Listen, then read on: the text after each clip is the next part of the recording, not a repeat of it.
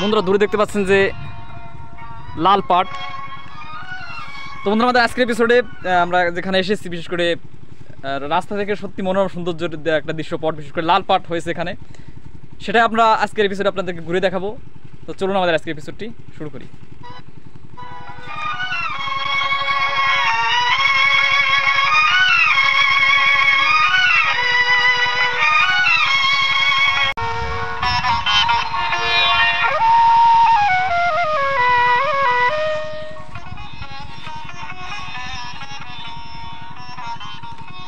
তোমাদের কথা হচ্ছে পাট কিন্তু সাধারণত সোনালী কালার হয়ে থাকে, কিন্তু আমরা যে সাইডটা দাঁড়িয়ে আছে আপনারা দেখতে পাচ্ছেন অসাধারণ দেখা যাচ্ছে পুরোপুরি লাল পাট।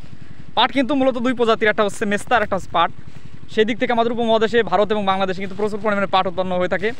তা আমরা কৃষক কাকাকে পেয়ে গেছি, তার সাথে একটু কথা বলি, দেখা যাক সে এই পাট নিয়ে কতটা আশাবাদী। আসসালামু আলাইকুম।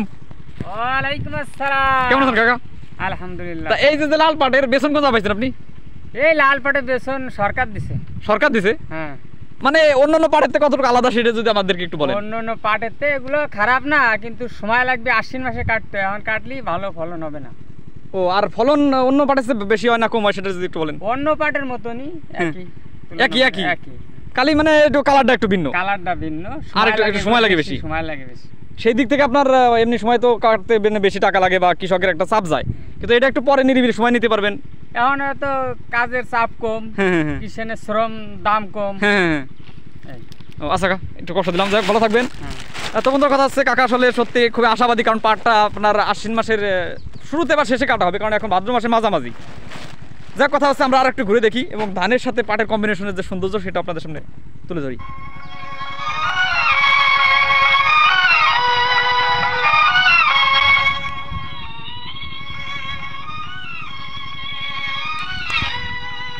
দেখতে পাচ্ছেন পাতা মোটামুটি ঠিকই আছে, সাধারণ পাটের মতোই।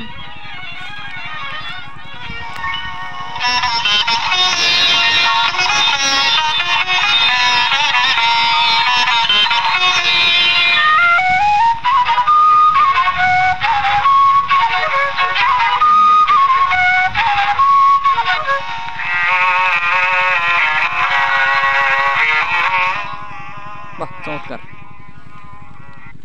বন্ধুরা অনেকেই দেখলে কিন্তু ফার্স্ট টাইম মনে করবে যে ইক্ষু বা কুশন নাকি, বিশেষ করে হ্যাঁ লাল লাল কিন্তু কুশরই অধিক হয়ে থাকে। দূর থেকে রাস্তা থেকে আমি যখন যাচ্ছি আপনাদের একটু দেখাই, সম্ভবত ক্যামেরায় ফোকাসে আসবে না, ওই দূর রাস্তা থেকে মনে হচ্ছে যে কোনো আখের ক্ষেত আছে, কারণ বিশেষ করে বর্তমানে চায়না কুশর যেটি বাজারে এসেছে সেটা কিন্তু অনেকটা এই ধরনেরই লাগে।